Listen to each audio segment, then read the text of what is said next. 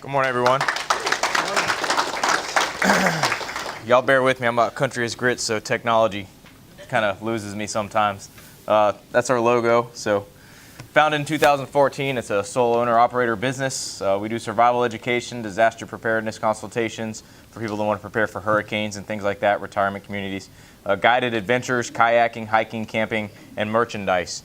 This is what butters our biscuits. Survival courses are almost 90% profit for me. That is the way that I like to go.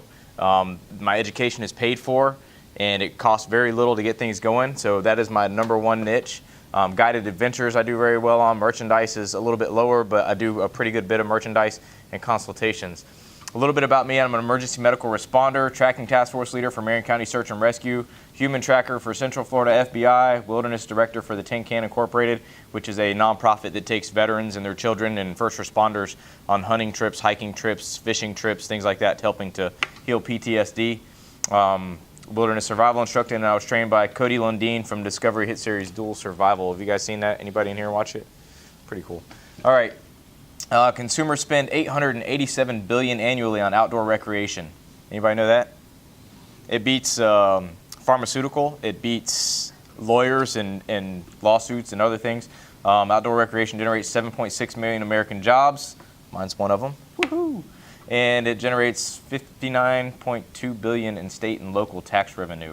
Among veterans with PTSD, one of the things that I love to do, participation in outdoor recreation corresponds with higher well-being, and with kids with ADHD experience milder symptoms when they play outside in a natural setting. Just some facts to give you a little bit of information to show you that it's good for you. Here's me and Cody Lundeen burning a bowl together in Arizona. We use these wooden bowls. We put hot rocks, take hot rocks out of the fire, put them in the water, burn it. I see some of you laughing about burning a bowl. Not like that kind of a bowl. It's a wooden bowl. We put water in the bowl. We put rocks in the fire, heat them up, and the heat transfers from the rocks, and we put them in the water to the water, and it boils the water and makes it safe to drink. So this is us over by the Verde River and over by his little place in Arizona. This is me making fire. John Jernigan took that picture. He's an amazing photographer, but that was for the Ocala Style magazine. That's a artist rendition of me busting a move. You know, I can't do that in real life. Nature is not a place to visit, it is home. For me, that applies, but I don't know how many of you guys that might apply for. This is my little dog, Penny. She's right now in scent tracking for search and rescue to be able to track people on the ground or through the air scent. So she's my little baby. She's about 9 months old now, a little bigger than that. Getting my emergency medical responder certificate. That's when I was much smaller and I used to guard a pot of gold. So I've grown since that. This is kind of what we do, North Florida Survival. This is Vincent LeClave. He used his bowl that he had already made the night before. He's a former hockey player for the Tampa Bay Lightning. And he had just finished Fire by Friction, and he put his tender bundle in the bowl so he could hold it and look at it. And one of the things we don't allow on our course, to give you a funny story real quick, is telephones. No cell phones or digital technological devices on the course. Vincent asked me if he could please bring his cell phone so he could talk to his wife and his kids throughout the day, just check on them. And it was just during the day. He stayed at a hotel at night and came back during the day for the course. So I said, okay. At lunchtime, we finished we finished lunch, went back to building a shelter, and I told him to put his phone away and follow me. And I heard him say, ouch, turned around, and he had hit himself in the forehead with a snag on a pine tree that was leaning over, and it was just like an inch away from his eye because he was still on his phone while he started walking. No technology on the courses. We're going back in time. This is a couple that were making their bowls with fire. There's Penny as a masthead on one of our kayaking adventures. We use Field and Stream Eagle Talon kayaks. They're a very high-end kayak. They have adjustable seat backs, foot plates, lots of cup holders, rod and reel holders. They're really nice, very comfortable.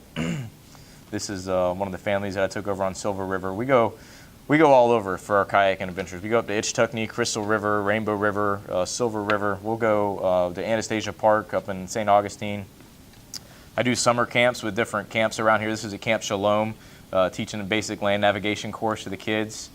I had a blast with the littles are my favorite. I mean, I love teaching adults because they can absorb most of the information, but the littles are just so intrigued by it all. They really love it, and that's one of my favorite things is teaching kids this stuff.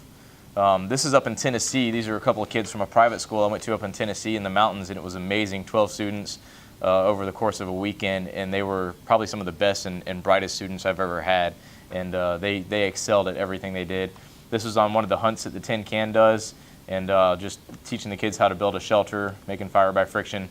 What would help me grow? Exposure, connection with Marion County Visitor Center, introductions to large businesses that like to reward exceptional employees and customers, introductions to managers of retirement communities like Oak Run, Pine Run, anything in the villages where they have large communities of people that I could go in and do disaster preparedness consultations with, how to prepare for hurricanes, and ways to entice out-of-county revenue into Marion County. So get out-of-county adventures and money spenders and bring them here and show them what we have to offer, because there is a ton of beautiful stuff here in Marion County in the wilds. Some of it's taken by government and managed by government, and I know a lot of beautiful places that are just untouched by man, that you can go out and see a crystal clear lake where you can see all the way down to the bottom, or a crystal clear run that we can hike, some really beautiful stuff. So Steve with North Florida Survival, and I'm open to questions.